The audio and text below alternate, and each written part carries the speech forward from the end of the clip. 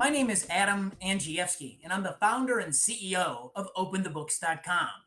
And you know our mission at OpenTheBooks.com, simply summarized, it's every dime online in real time. And to that end, last year, our auditors filed 40,500 Freedom of Information Act requests and successfully captured $6 trillion of federal, state, and local spending. 40,000 FOIAs. That's never happened in the history of the country. And we do this so you can follow the money, so you can hold the political class accountable for tax and spend decisions.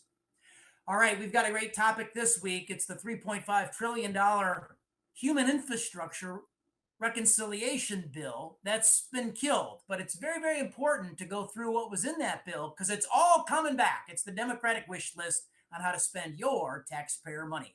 So without further ado, I want to introduce my co-host, Tamara Colbert. Good evening. Here we go. There's so much to talk about, as you said, in this infrastructure bill. So let's get right to the finer points and start with green energy. What's in the bill?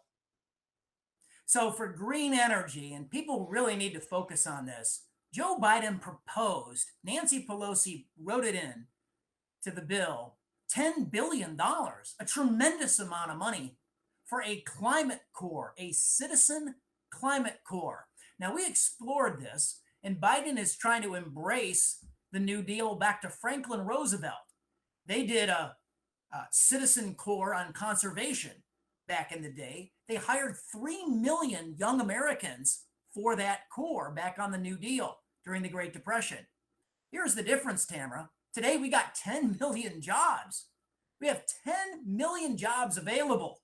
And Biden wants to take young people out of the job market and put them in a citizen climate corps to battle climate change instead of taking one of the private sector jobs that's available. Such a bad idea. Bad decision. What about tax credits? Well, there's a subsidy for Elon Musk. You know, he's the world's wealthiest individual, I believe. I think this week we were treated to headlines that he's worth $300 billion. And there's a subsidy in there for his company, Tesla, $42 billion if you buy an electric vehicle. There's $250 billion worth of tax credits for green energy in that bill. So you're going to be paying higher taxes to give tax credits to people on green energy. But Adam, there's a few big ticket items that we also need to discuss, which are relevant to what you're continuing to say. This bill may get restructured, but there's big ticket items that are still part of the Democrats' wish list. What are those? Absolutely. They want to spend $1 trillion of your money on what's been termed a universal basic income. They call it a child tax credit. So, for instance, if you have a child under 6 years of age, you'd get a check for $3,600, redistributing taxpayer money on this, what it amounts to as a basic universal income. We've also got like $500 billion that's been earmarked for 12 weeks of paid time off for workers to care for new children or an alien relative. Now, Tamara, here's the thing. The definition in the bill says they can be related to you by blood or affinity. Affinity, I like a lot of people. Okay. What? I don't want to tax my employer to take 12 weeks of paid time off because I have an affinity for you or anyone else out there. I mean, affinity, loose language. I might have an affinity for, my neighbor's kids so that I don't have to go to work for 12 weeks. I mean, it's ridiculous. So, Adam, this goes right to the point of this will affect small businesses. How would this bill affect small businesses in America?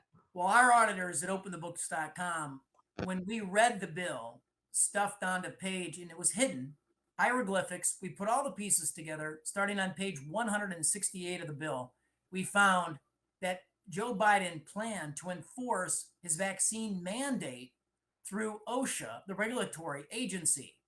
Biden wants to use the regulatory state to enforce his vaccine mandate with fines up to $700,000.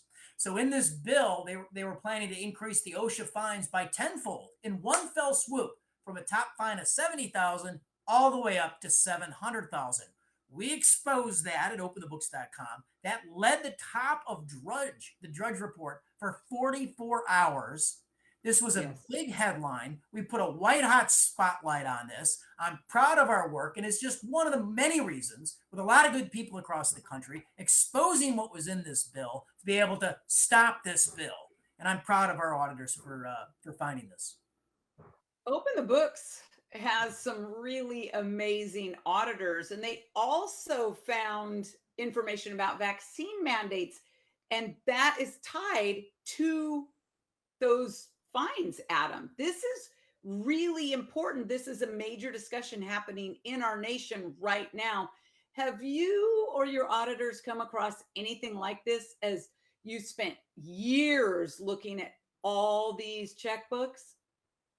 So I think, the biggest piece of, I think, outrageous waste in this bill that would fire up everybody watching this segment here today is what we found on an earmark. And the earmark is, of course, for Nancy Pelosi's district, $200 million to go to the Presidio Trust. What is the Presidio Trust?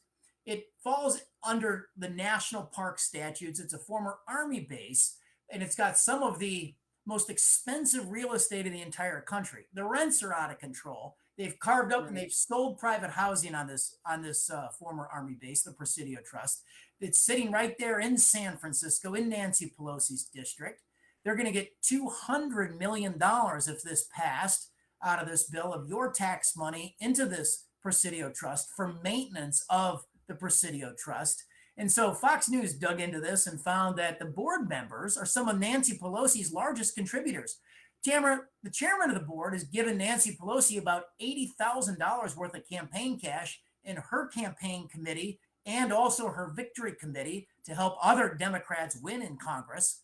Another board member, Fox News found, spent $34 million. It's almost unfathomable, backing Democratic candidates, including $750,000 into Pelosi's campaign funds.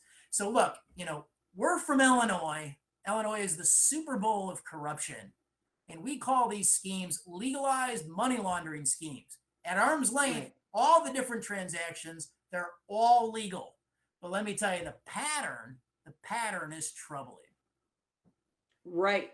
So, Adam, we do have an update on this legislation. The auditors have done an outstanding job. Can you tell us where we are right now with this reconciliation bill?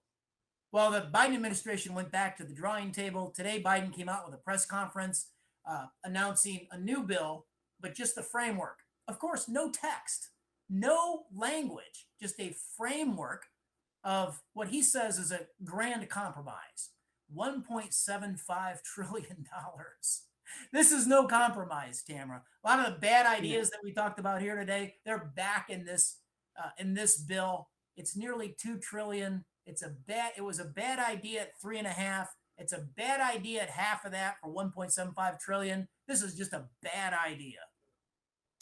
Stop the waste, fraud, and abuse. What can our viewers who are hopping mad tonight, what can they do, Adam? Well, I think the first thing is you come to our website and you sign our petition. Across the top of the website is a petition tab. Sign the petition to urge Congress simply to read the bill. Tamara, I don't think we have a representative republic if our representatives don't have time to simply read the legislation that they're voting on. This is a 99% issue. We need to get it done. Thank you so much for joining us tonight. Go to openthebooks.com, sign up for our newsletter, sign the petition, and share this page on your own social media and with friends. We appreciate you. Stay tuned next Thursday, 5:30 Eastern, 4:30 Central for another episode of The Ripoff of the Week.